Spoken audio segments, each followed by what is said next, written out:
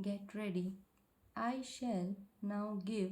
a brief survey of the provisions in the bill which are designed to encourage investment in productive enterprises to stimulate higher productivity as well as exports and to provide resources for expansion of industry in order to encourage investment by individual and Hindu undivided families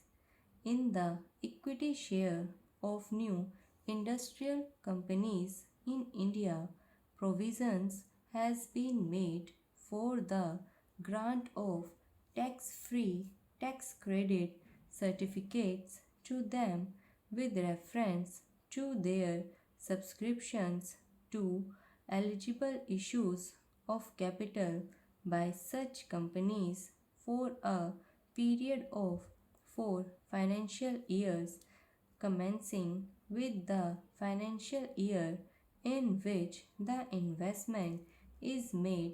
The amount of the tax credit certificate is to be calculated at a slab system of rate and will be limited to rupees 1250 for each financial year on a total investment of rupees 30,000 under the original provision in the bill. Only the first subscriber to eligible issues of capital qualifies for the tax credit certificates, considering the fact that a substantial part of the capital issues made in recent months has had to be taken up and still held by financial institutions which underwrote those issues. The eligibility for tax credit certificates has been extended to individual and Hindu undivided families who purchase shares forming part of an eligible issue of capital from an underwriter declared as such in the relevant prospectus. Incentives for increased industrial production as well as for the more efficient use of the capital already invested are provided in the form of tax credit certificates calculated with reference to the central excise duty payable on increased production in the relevant year over that of the base year and with reference to the additional amount of corporation tax payable by a company in the relevant year over that payable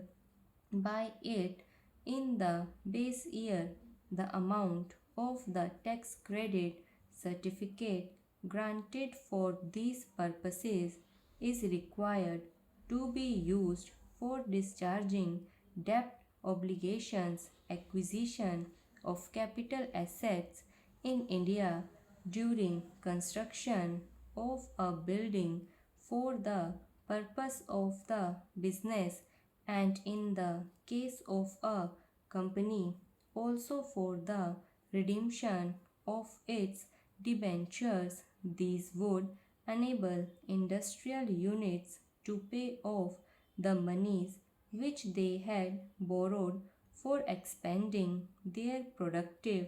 capacity, or alternatively to plough back a large portion of their current earnings for the purpose of expansion. As stated in the finance minister's budget speech, it is necessary to provide some more assistance to our export industry on the discriminating and selective basis in order to mitigate the disadvantages under which it operates in the foreign market and to help it achieve its full competitive position. The tax credit certificates to be issued with reference to the value of exports will, I expect, provide an impetus for increasing our export potential and augment our foreign exchange earnings. In this connection, it is proposed to set up an advisory board on tax credit certificates for our exports to advise government regarding the commodities for which the certificates should be granted, as also the rates. The board will, wherever necessary, invite the commercial interest concerned to present their views before it.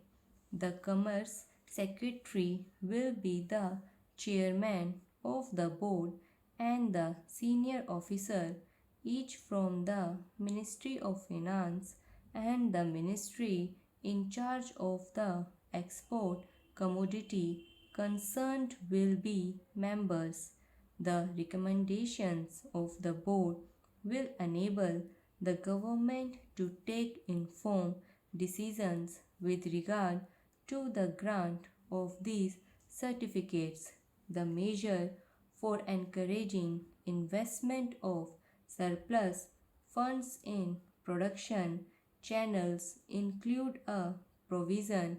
for revival in a modified form of the exemption from wealth tax of individuals and Hindu undivided families on the value of their investment in equity shares of industrial companies. These exemptions will be available to